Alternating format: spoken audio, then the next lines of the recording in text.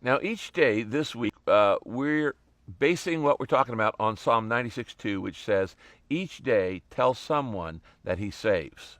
And we're looking at your life message, what God wants to say through you to the world. And specifically today, I want to give you the 4 parts of a testimony that you can start working on this. I'll give you specifics in the next day, tomorrow, but today, here are the 4 parts of your testimony. You might write these down. Number 1, the first part of your testimony is, what was my life like before I met Christ? What was my life like before I met Christ? In other words, what were the common circumstances that other people would identify with? You don't have to have a scandal or a spectacular or sensational story. Just what are the common circumstances that unbelievers would identify with? What were your attitudes that an unbeliever would identify with? And what was most important to you? What was the substitute for God in your life? Were you trying to find meaning through sports and fitness, or success at work, or through marriage, or sex, or making money? Were you trying to find meaning through having fun, or entertainment, or drugs, or alcohol, or popularity, hobbies? What was my life before I met Christ?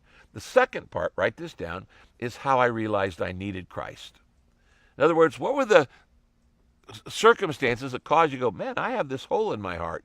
What significant steps led to your conversion? What were the needs or the hurts or the problems that made you dissatisfied? Have you ever thought this thing through? See, the longer you're a Christian, the less you think like a non-Christian. You forget the way you felt before you were living without God. How did God get your attention? I guess that's what I'm trying to say. How did God get your attention?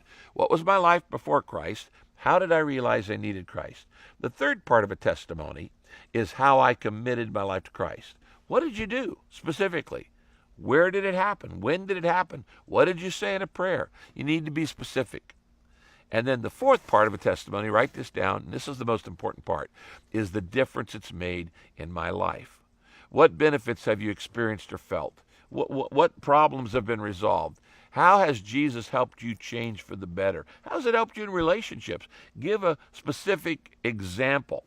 Now, tomorrow we're going to talk about the testimony pyramid, that you spend the least amount of time on number 1, more time on part 2, a little bit more on point 3, and you spend the most on the last point, but you can do it all in about 90 seconds. Start working on your testimony today, and tomorrow we'll come back with some extra tips on how to do that. God bless you, everybody.